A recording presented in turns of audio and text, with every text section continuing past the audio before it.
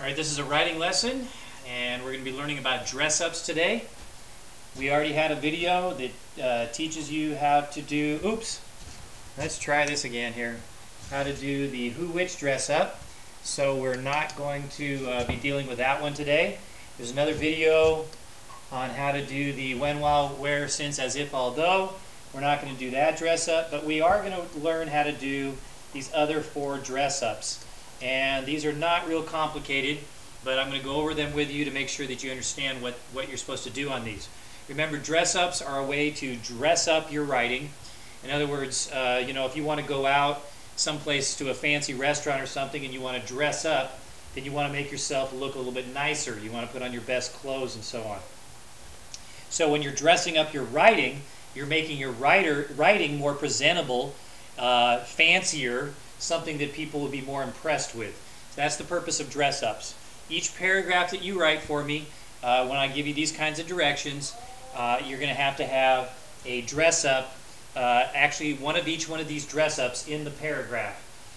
So let's go through numbers 2, 3, 4, and 6. Number 2, an ly word.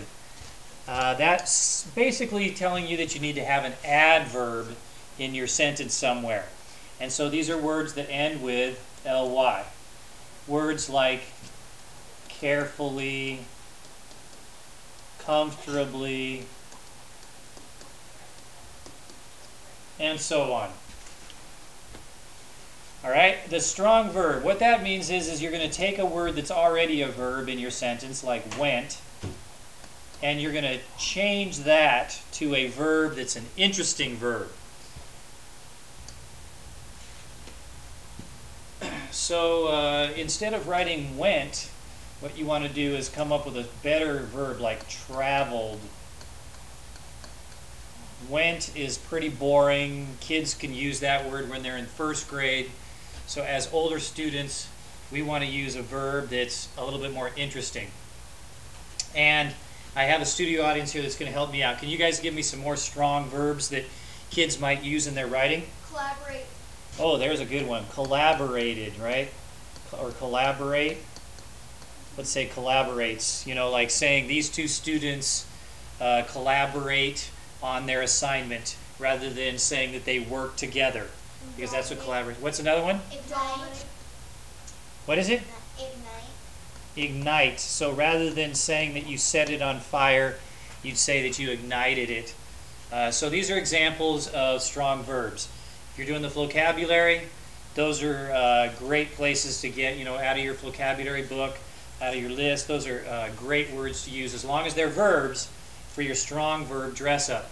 What about quality adjectives? Well, a boring quality adjective would be big. We wouldn't want to put that in our writing, and we could substitute the word gargantuan instead, which is much more interesting quality adjective than big is. Remember, adjectives describe nouns. You guys have any adjectives that you can get out of the vocabulary book for me? Meager. Meager, yes, meager. Not much to it, right? What else? Remote. Remote, good.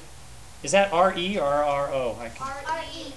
Yeah, I didn't think that looked right. Okay, remote, some place that's real far away. And drastic.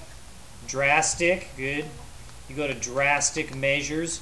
So these are all quality adjectives. Those are pretty easy to put into your paper because you just find one of those that fits one of the nouns on your paper and you plop it in right before the noun. All right, the next dress-up we're going to talk about is because, and this is really the easiest one. You just need to put the word because in your essay somewhere. So you might say that why something is happening, and you just give because with some words after that. Pretty simple. So what we're going to do now is go through some samples, and I'm going to show you how this is done using these 3 keyword outline little pieces here. So the first one says sun, bright eyes. First of all, let's just think of our basic sentence. Can you guys help me out? What would a sentence be using sun, bright, and eyes? The sun is bright with your eyes. The sun was too bright for my eyes or something, right? Okay, so the sun was too bright for my eyes, and then I think about which one of these 4 dress-ups could I put in there. Let's try an ly word first. The sun, well, we don't really have much of a verb in that sentence. We say the sun was bright in my eyes, but I could change the word bright to an ly word.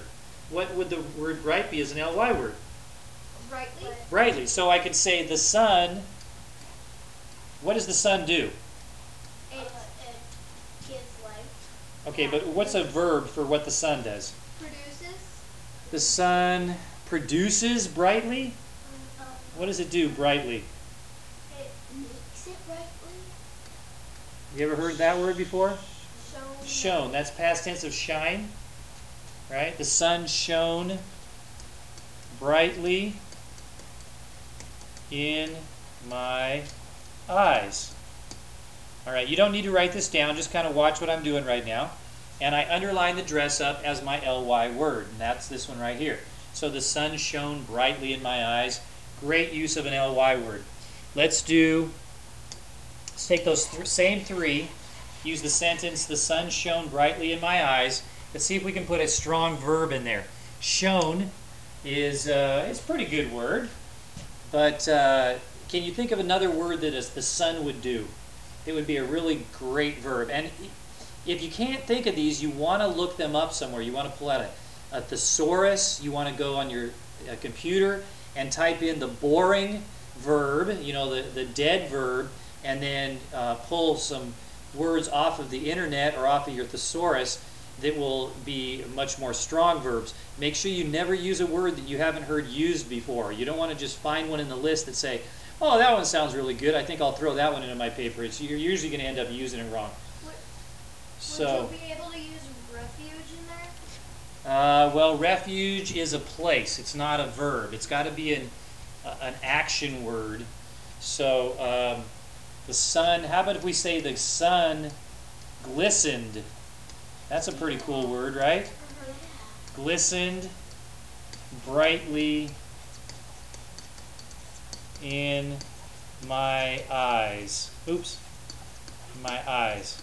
Okay, and we have two dress-ups in this one. We got a strong verb right here, and we have what? Our ly. So we could count each one of those as a dress-up in that sentence. Glistened and brightly. Now, what if we wanted to throw a quality adjective in there?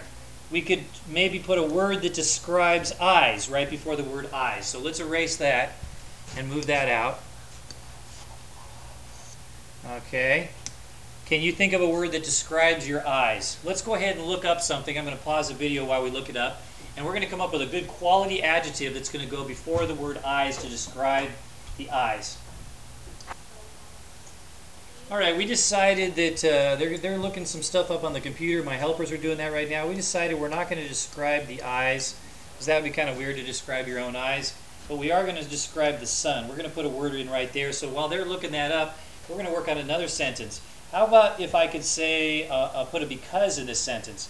The sun glistened brightly in my eyes. Let's get rid of the period and continue the sentence and talk about why it glistened brightly in my eyes. Because I forgot my sunglasses. Fatal. Immense. Okay, so I've got a because. Oh, we got some words coming in here. Immense. Immense. We could talk about, rather than the sun being big, we could put immense. I like that one. Let's just go ahead and use that in right before sun. So the immense sun glistened brightly in my eyes because I forgot, and I would even maybe put to wear. I forgot to wear my sunglasses. Okay, hopefully you're getting the idea of how we do this. We're just sticking in these dress-ups. I actually have all 4 dress-ups in this one sentence. Okay, you guys might have to look up some other stuff for me. We're going to write this next sentence here. Tyler, long hair. Tyler grows, I'm going to switch these words around. I'm going to say, Tyler grows his hair very long. Tyler wears his hair very long. So how could we put in some of these dress-ups? Tyler wears his hair very long. Okay, could I first of all put a because in there? Why do you wear your hair long, Tyler? I don't know. You don't know why you wear your hair long? Because he likes it. Because he's too lazy to go get a cut or something? No, he likes it. Because He likes it. he likes it that way. Oops. Okay, so now I got my because in there. Could we have, how about for wears? Can you guys look up, or likes? Likes is a pretty boring word. So let's get a stronger verb in there instead of likes. So go on to thesaurus.com and look for a word for likes. In the meantime, we could maybe throw an ly word in there. He wears his hair very long. He adores it. He adores it. Ooh, I like that. Okay, so what we're going to do is substitute the word adores in there. He adores it that way. I'm not going to have quite enough room. So I got my strong verb in there.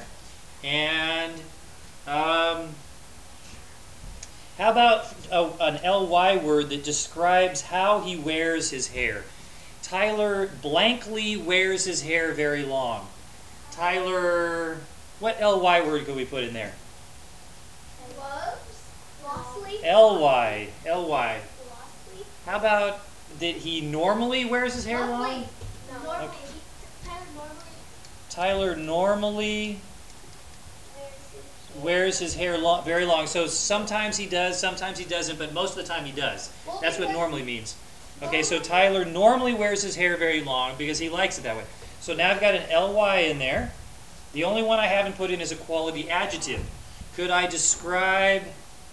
now, I can't describe Tyler. I can't put an adjective at the beginning because the dress-ups have to come after the first word. They're not allowed to be the first word of the sentence and count them as a dress-up. How about if I describe his hair? It's a boring word to describe. It would be what? Oh, no, we don't want to call it tangly. How about his soft hair? Why don't we say it's soft? Tyler's soft hair. Well, soft is kind of a boring word. A first grader could use that. So let's look up a word in the thesaurus and substitute it for soft. We're going to pause the video to look that up, and we'll get right back to you. mellow. Okay, so fast. I mean, he found it within, because he was on the computer, he found it within about 10 seconds. We only had to pause the video hardly any time at all. And he found, what was that word you found, Tyler? Delicate. Delicate. I like that. Delicate hair. And it doesn't even have to be a synonym for soft, as long as it's something that would describe his hair. And his hair is very delicate. It probably won't stand, being out in the sun too long and stuff. It'll probably get damaged by the wind. And so his delicate hair. So now I have a quality adjective as well. All right, here's Haley Dance Playground. What I want you to do now is take a piece of paper. I want you to pause the video, and I want you to try to write a sentence that uses all the dress-ups on this one here, and then after you've written your sentence, turn it back on and see what we came up with for our sentence on this using all the dress-ups. So write it on your paper, pause the video while you're writing, turn it back on, and compare what you did to what we did. It does not have to be the same thing as what we wrote. Okay, I got a good sentence. It says, Haley, wait. All right, so here's the sentence we came up with. Haley freely shimmied on the expansive playground because she loved attention. And we used a computer. We used what? Thesaurus.com, right? To come up with some of these words, like shimmied. And we used vocabulary to come up with expansive. What does expansive mean? Wide open space. A big wide open area. It does not, that's not the word expensive, it's expansive. It's one letter different, but it means a completely different thing. And then we have a because that makes sense with the sentence. We didn't just put because her hair's on fire or something like that. I mean, it was like something that really fits. She needs attention, so she goes out and dances around on the playground, makes a fool out of herself, right? And we substituted shimmied for danced because we thought that sounded like a stronger verb than danced. And of course she does that freely. She's just kind of going crazy about it. And your sentence should not be the same as ours. If it is, then that means obviously you just copied my sentence here. But you should have your own, but it just kind of gives you an idea of how we did it versus how you did that. Now what you're going to do is continue on with that same paper and write 4 more sentences where you put in the 4 dress-ups into each one of these sentences. And you'll turn that in tomorrow at school. So you just want to pause the video so you can see these 4 keyword sets, and then you'll make your own sentences for each one of those. Thanks for watching.